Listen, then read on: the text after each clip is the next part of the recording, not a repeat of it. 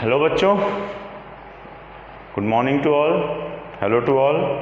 आज अपन atomic structure का एक नया वीडियो लेकर आए हैं। इसमें आप लोगों को क्या क्या बताया जाएगा। आज आप लोगों को जो समझाया जाएगा वो समझाएगा Bohr model of hydrogen atom. ठीक है, इन्होंने एक बहुत ही बड़ा रोल प्ले किया था हाइड्रोजन के रिस्पेक्ट में एटम को डिस्क्राइब करने के लिए। अब देखो उन्होंने क्या बोला, रदरफोर्ड ने ऑलरेडी बोल दिया था कि इलेक्ट्रॉन एक सर्कुलर पाथ में घूमता है। ठीक है, सर्कुलर पाथ में घूमता है बस। लेकिन बोर ने क्या मॉडिफाई किया, इलेक्ट्रॉन एक सर्कुलर, बोर ने एटम के बारे में जितना भी डिस्क्रिप्शन दिया, एटमिक रेडियस बताई बोर ने, बोर एनर्जी बताई, मतलब एटम की एनर्जी बताई, उसकी वेलोसिटी बताई, बहुत सारे पोस्टुलेट्स दिए। तो बोर पोस्टुलेट्स में पहला पोस्टुलेट क्या है पहले समझना।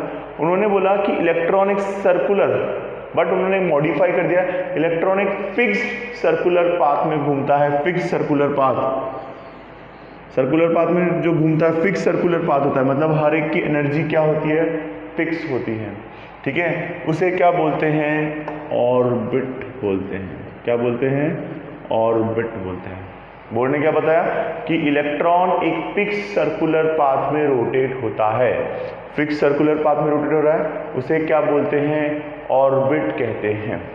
I hope this point is clear. अच्छा, रदरफोर्ड ने भी सर यही बताया था, उन्होंने पाथ को फिक्स ना बताकर वेरिएबल बता सकते हैं कि यहाँ भी हो सकते हैं, यहाँ भी सर्कुलर पाथ बताया था बस। पर उसने बोला कि हर एक फिक्स, जैसे अपन बात कर रहे हैं, जब मैं 10th स्टैंडर्ड में, तो मैं एक फिक्स स्टैंडर्ड में हूँ, मेरी एनर्जी, मेरा पढ़ने का एक स्टैंडर्ड एक फिक्स होता है।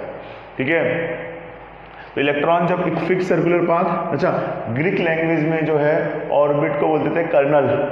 ठीक है, तो कर्नल के बेसिस पे k इज टू के, n इज इक्वल टू 1 के लिए ये डिसाइड होता है, नंबर ऑफ ऑर्बिट को रिप्रेजेंट करता है। n किसको रिप्रेजेंट करता है, नंबर ऑफ ऑर्बिट को। अभी अपन उसको डिटेल में पढ़ने वाले हैं, लेकिन n किसको रिप्रेजेंट करता है, नंबर ऑफ ऑर्बिट को।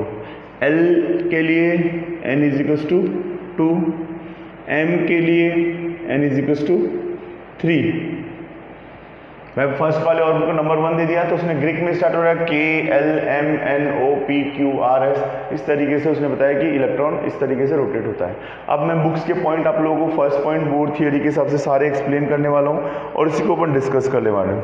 देखो पहला पॉइंट है बोर थियरी के, हर एक पोस्टुलेट्स को बुक में से एक्सप्लेन करेंगे। इलेक्ट्रॉन रिवॉल्व्स अराउंड, इलेक्ट्रॉन, अच्छा इसको हाइड्रोजन एटम, बोर ने जो भी पोस्टुलेट्स दिए वो सिर्फ हाइड्रोजन एटम के रिस्पेक्ट में ही दिए थे और किसी भी एटम के रिस्पेक्ट में इसका कोई एक्सप्लेनेशन नहीं दिया। तो ये वाला इसलिए है, इसलिए इसको क्या बोलते हैं, bore model of hydrogen atom. जो भी थियरीज दी थी वो सिर्फ हाइड्रोजन एटम के रिस्पेक्ट में दी थी। उन्होंने क्या बोला, electron revolve around a fixed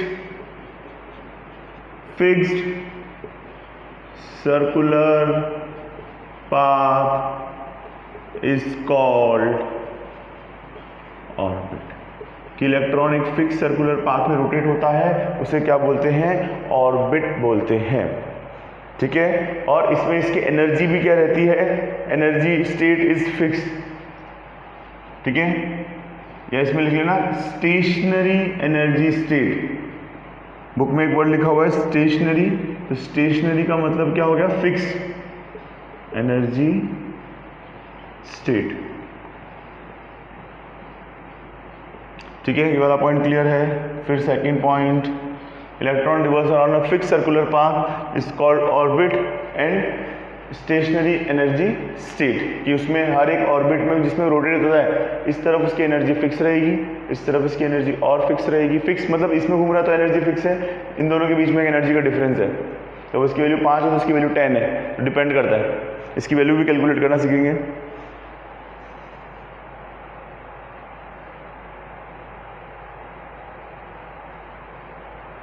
ठीक है, अब उसने क्या बोला, सेकंड पॉइंट मैं बुक में से एक्सप्लेन कर रहा हूँ, आप लोग एनसीईआरटी की बुक में से इसको लिख सकते हो, कोई दिक्कत नहीं है। जब इलेक्ट्रॉन सर्कुलर पाथ में रोटेट हो रहा है, ध्यान से सुनना, जब इलेक्ट्रॉन सर्कुलर पाथ में रोटेट हो रहा है तो वो कंटिन्यूस की एनर्जी फिक्स ही रहती है, ना तो एनर्जी लॉस होती है ना ही गेन करती है।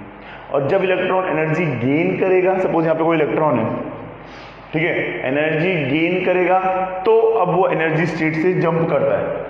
और सपोज इसका वैल्यू एक फिक्स परसेंटेज है, मैं बोल रहा हूँ इसका 5 है, सपोज इसका 10 है और इसका 15 है, तो जब उसको एनर्जी गेन करेगा या रिलीज करेगा तभी वो 10 वाले से निकलेगा, वरना वो इसी ऑर्बिट में लगातार घूमता ही रहेगा।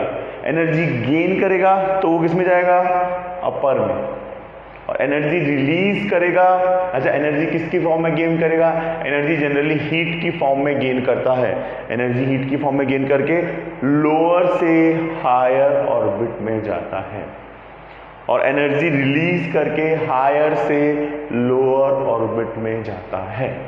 क्लियर है? एनर्जी रिलीज करेगा तो क्या होगा, एनर्जी गेन करेगा तो क्या होगा। एक बार वापस देखो बुक में क्या पॉइंट दे रहेगा, सेकंड पॉइंट अपना हेडिंग नंबर चल रहा है 2.4 बोर एटॉमिक मॉडल। इसने क्या बोला, the energy of electron in orbit does not change with time. ठीक है, when however the electron moves from the lower state to higher state required to energy to absorb। ठीक है, stationery energy state. अब इसमें क्या हुआ, when, मैं short में लिख रहा हूं, when an electron gain energy, अगर वो एनर्जी गेन करता है या अब्सॉर्ब करता है, it goes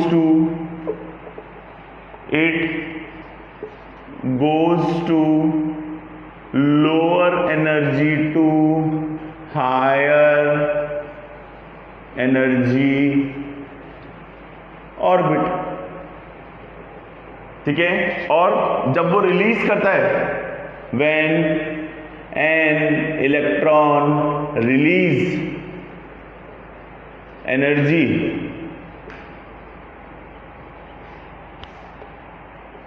it goes to higher orbit to lower orbit। Higher orbit to, जब वो इलेक्ट्रॉन एनर्जी गेन करेगा तो वो क्या करेगा, यहां से लोअर से हायर में जाएगा, और जब वो एनर्जी रिलीज करेगा तो हायर से लोअर में जाएगा। ठीक है, नोट कर लो ये दोनों पॉइंट्स। बुक में से ओन वर्ड्स में भी लिख सकते हो, लेकिन मीनिंग सही निकलना चाहिए, ऐसे नहीं कुछ मीनिंग ही नहीं निकल रहा है। बच्चे कुछ भी लिखते हैं, मीनिंग तो निकलता ही नहीं है उसका। अब आगे की बात, नेक्स्ट पॉइंट है आप लोगों का थर्ड पॉइंट। देखो अपन ने पढ़ा था डी ब्रॉगली में डेल्टा ई, एनर्जी का डिफरेंस जो होता है ई इज इक्वल टू जो होता है एच न्यू होता है, Planck's equation. E equal to क्या होता है, एच न्यू होता है। और देखो इसको मैं एनर्जी को मान रहा हूँ, इसकी एनर्जी है E1, इसकी एनर्जी है E2, इसकी एनर्जी है E3। ठीक है, अब दो केस है। अच्छा, हीट की फॉर्म में मतलब फ्रीक्वेंसी की फॉर्म में। ठीक है, सनराइज भी होता है, फ्रीक्वेंसी की बात करते हैं। जब वो एनर्जी अब्सॉर्ब कर रहा है तो वो क्या करेगा, हायर से लोअर में जंप करेगा, तो E2 माइनस E1, जो डिफरेंस आया वो क्या हो गया, E2 माइनस E1। और E किसके प्रोपोर्शनल होता है, देखो E डायरेक्टली प्रोपोर्शनल होता है एच न्यू के। तो अपना अपन ने पढ़ा है E is equal to last lecture में एच न्यू, तो यहाँ पे क्या लिख सकते हैं एच न्यू, क्योंकि डिफरेंस भी वही, एच तो कांस्टेंट है और न्यू1 माइनस न्यू2। तो अभी तो समझ लो एनर्जी जो है इस तरीके से डिफरेंस कैसे निकालेंगे, एच न्यू की फॉर्म में, जितनी उसने एनर्जी गेन की है। ठीक है, अब्सॉर्ब या एमिटेड के रिस्पेक्ट में आप लोगों का इस तरीके से निकालेंगे। जब भी इलेक्ट्रॉन गेन करेगा हायर माइनस लोअर, इससे इसमें आया तो E1 माइनस E2, वैल्यू क्या हो जाएगी, नेगेटिव हो जाएगी। तो ये आप लोगों का एक नया फॉर्मूला है, इसमें न्यू निकालना हो, न्यू क्या हो जाएगा, delta E upon H. Delta E क्या होता है, E2 minus E1 upon H. तो कोई नया फॉर्मूला नहीं है, ये एग्जैक्टली वैसे ही रिलेट करता है। नोट कर लो, किया। This is the third point. Next आता है आप लोगों का, अब उसने एक बहुत इंपॉर्टेंट बात बताई कि एक होता है एंगुलर मोमेंटम। अब मोमेंटम जो होता है mv होता है। फोर्थ पॉइंट में देखो, अपन ने एक मोमेंटम शब्द सुना होगा, mv होता है, lambda equals to h upon p। ये मैंने लास्ट थियरी में कराया तुम लोगों को, या आने वाली theory. Momentum mass into velocity, momentum को रिप्रेजेंट करते हैं p से। कि उन दोनों के रिस्पेक्ट में कैसे रिलेट करेगा। अरे देखो ना, कोई बड़ा ट्रक है, बहुत बड़ा ट्रक, अब उसका मास ज़्यादा है तो वेलोसिटी क्या हो गई, कम हो जाती है। और जिसकी वेलोसिटी कम होती है, बाइक है, ठीक है, उसका मास कम है, वेलोसिटी कितनी भी ज़्यादा हो सकती है। तो मोमेंटम इन दोनों का मल्टीप्लाई जो है किसको रिप्रेजेंट करता है, मोमेंटम। अब इलेक्ट्रॉन देखो सर्कुलर पाथ में घूम रहा है तो उसमें मोमेंटम तो स्ट्रेट में लगता है। एक पर्टिकुलर एंगल पर, देखो एंगल बना रहे सेंटर से एक डिस्टेंस पे, एक पर्टिकुलर एंगल पर, ठीक है, एंगल की जब भी बात होती है तो एंगुलर मोमेंटम की बात होती है। किसकी बात होती है, एंगुलर मोमेंटम की बात होती है। एंगुलर मोमेंटम होता है mv/r, मास इनटू वेलोसिटी, और एंगुलर मोमेंटम होता है रेडियस। उसने क्या बोला कि जब भी इलेक्ट्रॉन सर्कुलर पाथ में घूमता है तो उसका एंगुलर मोमेंटम h/2π का इंटीग्रल मल्टीपल होता है। व्हेन इलेक्ट्रॉन रिवॉल्व्स, देखो इसे रब करो, when next point, fourth point आप लोगों का, when electron revolve in circular path, its angular momentum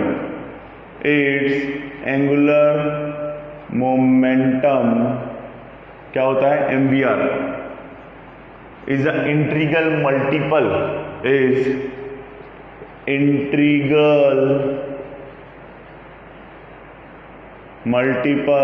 of h/2π। h/2π कैसे, देखो एंगुलर मोमेंटम की बात की जाए आप लोगों का क्या हो जाएगा, mvr h/2π का इंटीग्रल मल्टीपल का मतलब क्या है, इस लाइन का मतलब क्या है, इंटीग्रल मल्टीपल,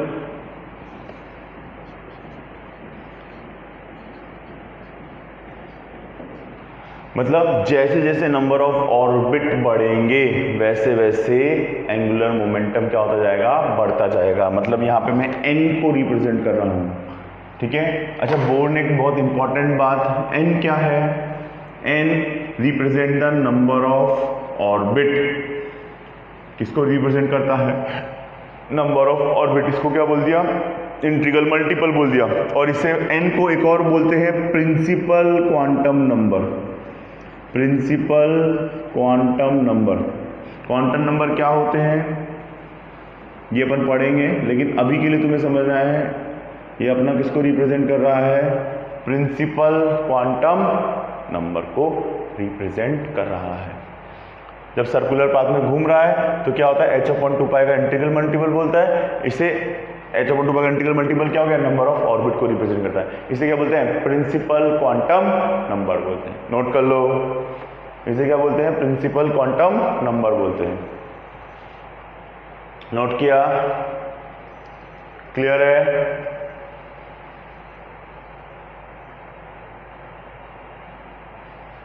ओके, ये बहुत इंपॉर्टेंट पॉइंट है,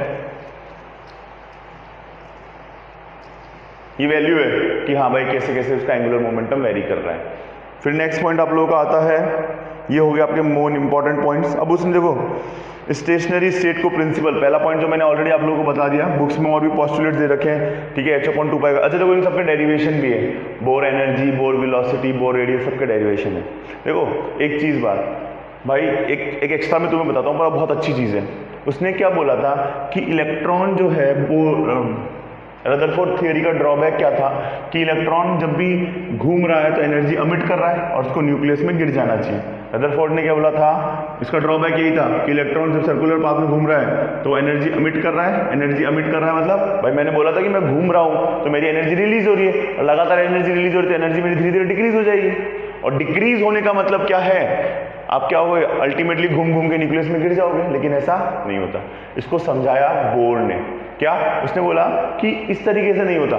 जब इलेक्ट्रॉन सर्कुलर पाथ में घूम रहा है तो उसकी एनर्जी क्या होती है, फिक्स होती है। साइंटिस्ट ने बोला इसके पास एनर्जी आ कहाँ से रही है, कि उसके पास कहीं से एनर्जी नहीं आ रही। दो तरह के फोर्स होते हैं, एक तो अट्रैक्शन फोर्स होता है जो चार्ज पार्टिकल के बीच में, electron is a negative charge और यहाँ पे पॉजिटिव चार्ज, इन दोनों के बीच में एक काम करता है अट्रैक्शन फोर्स जिसे बोलते हैं इलेक्ट्रोस्टैटिक फोर्स, ये आप लोगों ने फिजिक्स में पढ़ा होगा। कौन सा फोर्स बोलते हैं? Electrostatic force. दो चार्ज पार्टिकल के बीच में, चार्ज पार्टिकल कैसे? क्योंकि यहाँ पे प्रोटॉन है और यहाँ पे क्या है? इलेक्ट्रॉन। इन दोनों चार्ज पार्टिकल के बीच में जो अट्रैक्शन फोर्स काम करता है उसे क्या बोलते हैं? Electrostatic force.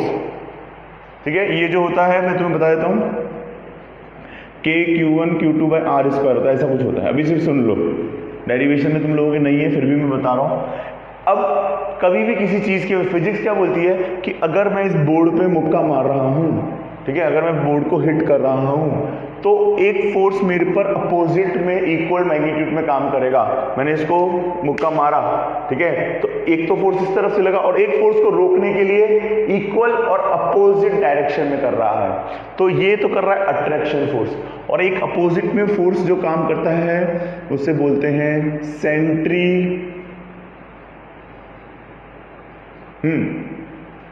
Centrifugal force. कौन सा बोलते हैं? Centrifugal force. इक्वल और अपोजिट डायरेक्शन में फोर्स काम करता है उसे बोलते हैं centrifugal force.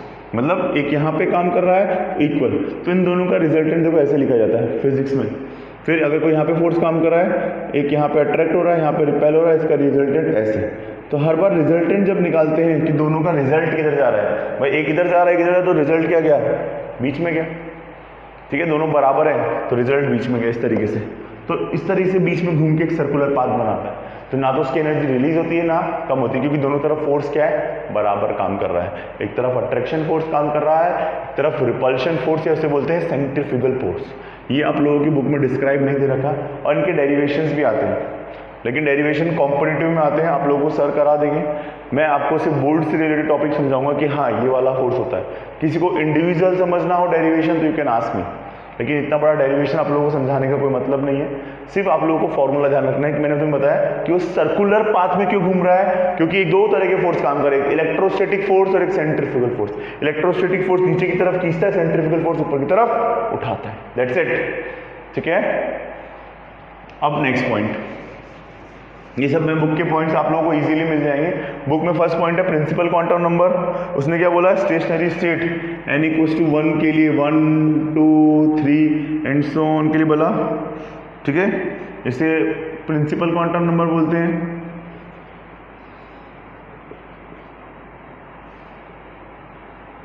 Principal quantum number किसको रिप्रेजेंट करता है? नंबर ऑफ ऑर्बिट को रिप्रेजेंट करता है। ठीक है, नेक्स्ट आप लोगों को बोला इलेक्ट्रॉन की रेडियस निकालिए। देखो रेडियस के डेरिवेशन होते हैं, डेरिवेशन के झंझट में मत पड़ो, डायरेक्ट फॉर्मूला याद कर लो। क्या रेडियस का रिलेशन क्या होता है?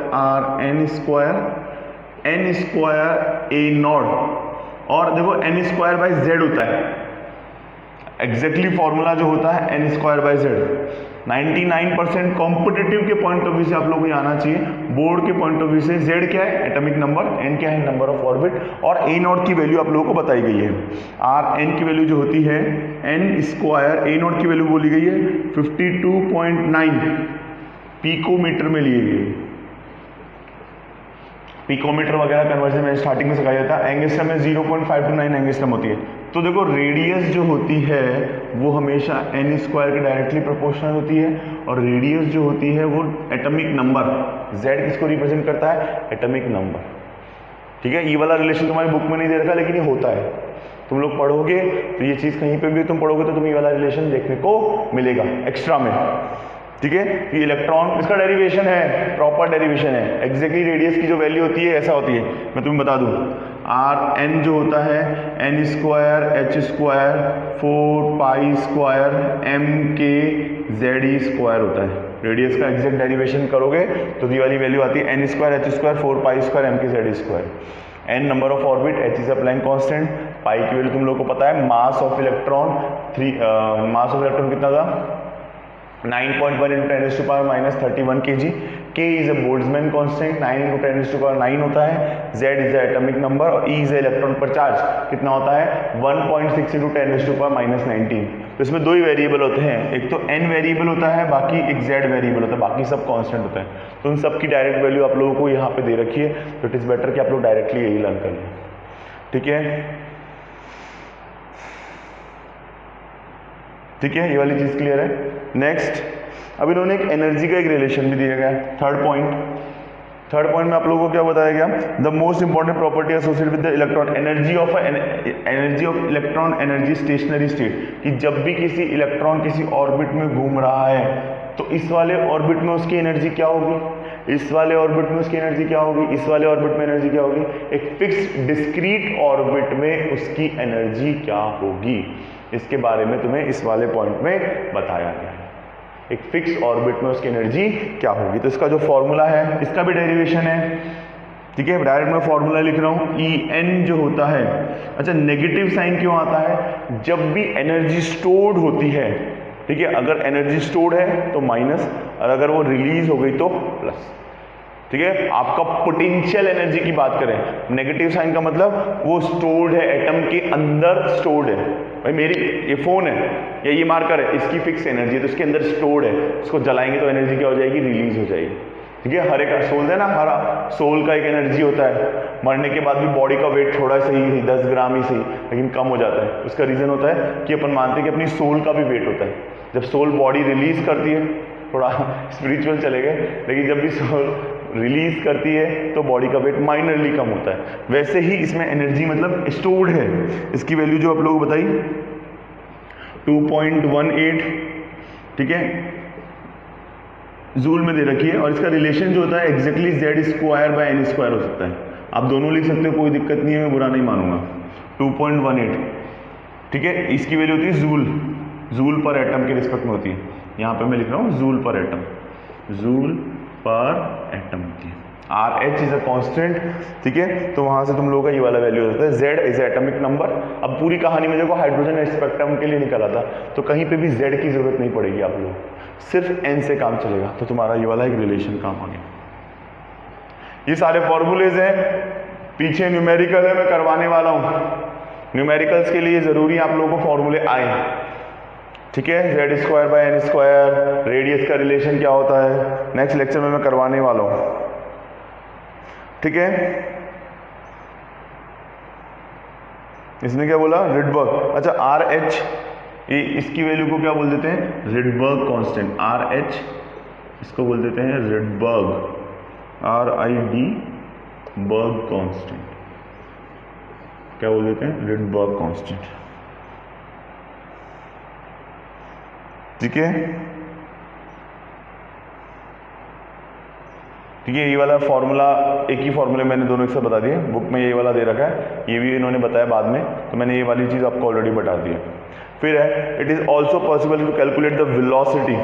अब इसके अंदर क्या कर सकते हैं अपन, वेलोसिटी भी कैलकुलेट कर सकते हैं, उसका फॉर्मूला अलग से है, पर मैं आपको लिखवा देता हूँ तो ताकि आप लोगों को कन्वीनियंट रहेगा। सिर्फ कर दूँ, लास्ट पॉइंट दे रखा है कि इसकी वेलोसिटी भी अपन कैलकुलेट कर सकते हैं। तो बोर वेलोसिटी का रिलेशन जो होता है Vn 2.19 इंटू 10⁻⁶, ये होता है Z/n, Z/n, ठीक है, मीटर पर सेकंड का रिलेशन होता है। Bore velocity, bore radius, bore energy और बोर वेलोसिटी। नोट कर लो, अच्छे से नोट कर लो बच्चों, ठीक है। तो ये वाली बात क्लियर है। देखो आज अपन ने देखा बोर पोस्टुलेट, दोबारा से सुन लो, बोर पोस्टुलेट क्या बनाता है, फिर इसके और अभी एक वीडियो और आएगा, इसमें अपन ड्रॉबैक्स की बात करेंगे, कुछ न्यूमेरिकल्स की बात करेंगे, बोर थियरी के, वो करवाए जाएंगे, डेफिनेटली करवाए जाएंगे, ऑब्वियस सी बात है।